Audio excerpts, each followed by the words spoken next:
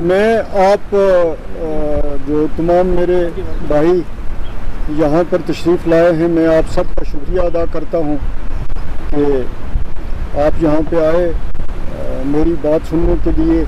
बल्कि मेरी बात नहीं है, ये मेरे इलाके की बात है और आपके डिस्ट्रिक्ट की भी बात है। आप सब जानते हैं कि ये जो जोजिला टनल है ये हल्का इंतखाब कंगन में बन रहा है और इस हमारी यूटी जो है इसके लास्ट एंड पे ये इसका काम हो रहा है और ये एक दूसरी यूटी को कनेक्ट करेगा। तो 14 किलोमीटर के करीब इसकी ये लंबाई है। 14 किलोमीटर लंबा टनल है।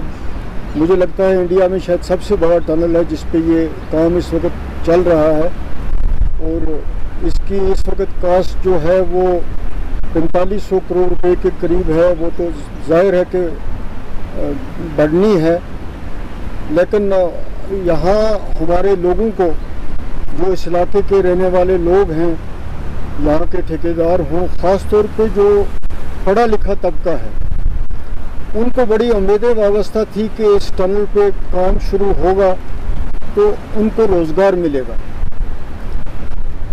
और यहाँ का जो इंजीनियर है, यहाँ का ठेकेदार है, वो सब इस पे डिपेंड करते थे। हमारा जो ये इलाका है कंगन का, इसमें इस प्रोजेक्ट का आना कोई नई बात नहीं है। यहाँ पहले भी प्रोजेक्ट बने। यहाँ कासिम साहब ने, जब मेरे वालिद मिनिस्टर हुआ करते थे, उस वक्त सुंबल पावर हाउस का इफ्तिताह किया था। फिर वो 17 मेगावाट का था। फिर कंगन में स्टेट सेक्टर का प्रोजेक्ट बना तो 2002 में वो मुकम्मल हुआ। फारूक साहब ने उसका इफ्तिताह किया। तो लोग उन प्रोजेक्ट्स की वजह से उनको बड़ा फ़ायदा हुआ। हमने कोई लूट खसूट नहीं की, कंगन के लोगों ने कंट्रीब्यूट किया।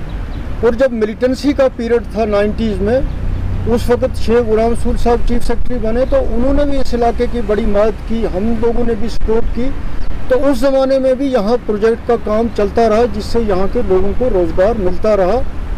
ये स्टेट सेक्टर के प्रोजेक्ट थे। मैं इसलिए इसके बैकग्राउंड में जाना चाहता हूँ ताकि आपको भी पता लगे। उस वक्त भी ये जो प्रोजेक्ट था 105 मेगावाट का, जो कंगन में है जी साहब पावर हाउस, तो उसमें बाहर की फर्में थी। उन्होंने टनल के यहाँ पे काम किए, उन्होंने पावर हाउस का काम किया, लाइनिंग का काम किया। तो फिर जब हालात यहाँ पे ख़राब हो गए तो उन्होंने काम छोड़ दिया। फिर यहाँ के लोकल कॉन्ट्रैक्टर्स को वो काम दिए और उन्होंने किए। वो प्रोजेक्ट कंप्लीट हुआ, उससे 105 मेगावाट पावर हाउस जनरेट हुआ। तो यहाँ किसी ने लूट खसूट नहीं की उस प्रोजेक्ट में, सब ने साथ दिया, लेकिन सबको बेनिफिट भी हुआ। इसी तरह जेड मोड का टनल बना तो उसमें भी उन्होंने किसी हद तक कोशिश की लोकल लोगों को अकोमोडेट करने की। लेकिन ये चूँकि बहुत बड़ा प्रोजेक्ट है, यहाँ उसी हिसाब से हमारी तवक्कात ज़्यादा थी, ज़्यादा उम्मीद थी। तो वो हमारी तवक्कात पूरी नहीं हो रही है, जिससे इस इलाके में रिजेंटमेंट है। हमारी जो हुकूमत से मांग है वो ये है कि यहाँ के ख़ास तौर पे हल्का इंतखाब कंगन के तमाम जो बेरोज़गार डिग्री डिप्लोमा हो इंजीनियर्स हैं, चाहे वो सिविल हैं, चाहे मैकेनिकल हैं, चाहे इलेक्ट्रिकल हैं, तो उनको इस टनल में नौकरी मिलनी चाहिए। ये इनका हक है। जब इतना बड़ा प्रोजेक्ट बनता है तो उसके लिए एक इलाके के इंजीनियर्स को लेना कोई बड़ी बात नहीं है। इसी तरह यहाँ पे स्किल्ड लोग हैं, जो हैं वेल्डर है, फिटर है, प्लम्बर है, सिक्योरिटी इनकी जो है उसमें यहाँ लोकल लोगों को काम नहीं मिल रहा है। कंप्यूटर ऑपरेटर्स हैं, सिक्योरिटी गार्ड्स हैं, इनको हेल्पर्स लगाने हैं, तो सारे बाहर से आ रहे हैं, जिससे इस इलाके में रिजेंटमेंट है और जायज़ रिजेंटमेंट है।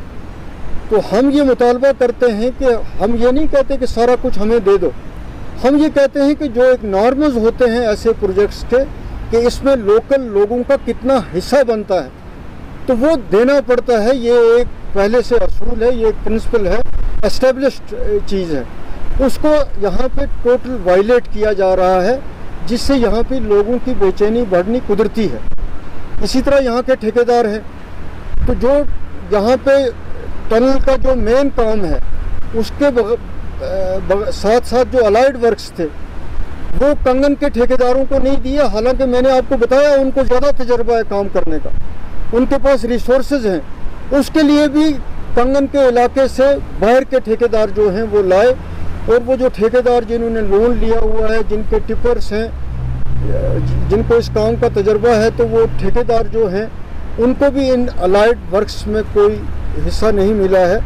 तो आज की जो ये यहाँ पे आपको बुलाना, आपको यहाँ पे तकलीफ़ देना, वो सिर्फ इसीलिए है कि यहाँ के जो ड्राइवर्स हैं या उनकी जो जिनकी यहाँ गाड़ियाँ हैं, तो उनको भी यहाँ इस टनल में नहीं लगाया जा रहा है।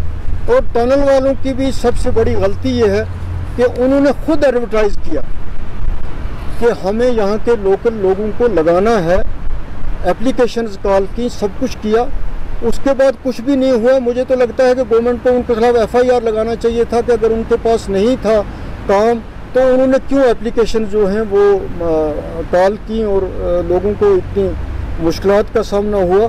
तो मेरा कहने का गवर्नर साहब की एडमिनिस्ट्रेशन जो है उनसे भी, LG साहब से खुद भी मेरा ये है कि नितिन गडकरी हैं, सरफेस ट्रांसपोर्ट के मिनिस्टर हैं, उनसे भी मेरी ये अपील है कि अगर ये इतना, और जिसके बारे में वो अक्सर कहते हैं कि ये एक इतना अच्छा, इस टनल के बनने के बाद इतना अच्छा रिज़ॉर्ट यहाँ पे टूरिस्ट का बनेगा कि ये पूरी दुनिया में मशहूर होगा, तो वो चीज़ें तो बात की हैं, वो बनेंगी। इस वक्त यहाँ के जो मजबूर लोग हैं उनकी तरफ देखने की ज़रूरत है।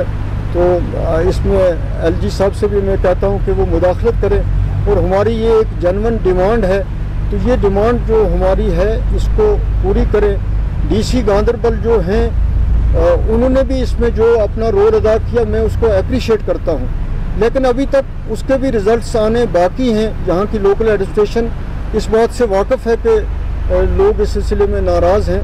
तो मैं इसलिए सबसे ही कहता हूँ कि जिनका भी इस सिलसिले में हुकूमत की तरफ से रोल बनता है वो एक रोल अदा करें ताकि हमारे जो बेरोज़गार नौजवान हैं, ठेकेदार हैं, उनका मसला हल हो।